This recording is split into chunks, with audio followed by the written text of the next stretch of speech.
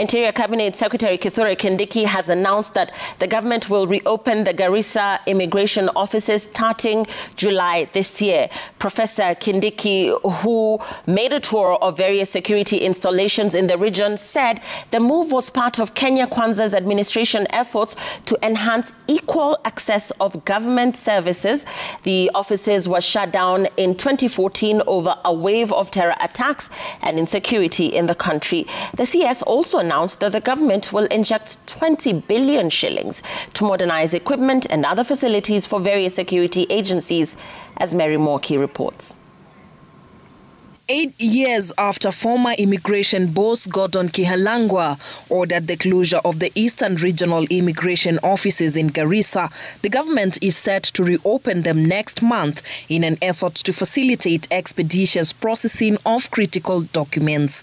Interior Cabinet Secretary Kithure Kindiki made the announcement while on a tour of various security installations in the region. Professor Kithure Kindiki said opening the offices is in fulfillment of the government's promise to bring services closer to the people. Tulikuwa na ofisi hapa ya uhamiaji ambayo ilifungwa. Nataka nitangaze ya kwamba tutafungua ofisi mpya ya kupeana passports za Kenya hapa Garissa kuanzia tarehe 1 mwezi ujao. At the time, Major General Gordon Kihalangwa said closing down the offices was necessitated by the need to allow the department to review its procedures in an attempt to seal the operational loopholes that had allowed aliens to access crucial immigration documents. The directive affected 3 other regional offices in Embu, Nakuru and Eldoret, forcing residents of those counties to seek passport issuance services in Nairobi. Garissa residents have welcomed the decision to reopen the regional immigration offices. Kumekuwa sana na shida ya pasipoti. Kwa mfano kuna wanafunzi walikuwa wanapata scholarship kwenda ng'ambo, wanateseka, wengine wanaenda matibabu, wengine wanaenda hajj, wengine wanaenda biashara zao. Walikuwa wanapata passport, saa zingine huwa inachelewa. Kama wakazi wa Garissa tulikuwa na shida kutafuta passport tukienda Nairobi, na hata tukienda Nairobi shida ilikuanga unapata shida kutafuta hiyo kitu sana. The Interior CS also visited several specialized security units in Garissa to commend the officers who thwarted a series of planned terror attacks in the last 3 weeks. Professor Kindiki says the government will use 20 million shillings to modernize police equipment, adding the government has introduced a twofold model of policing.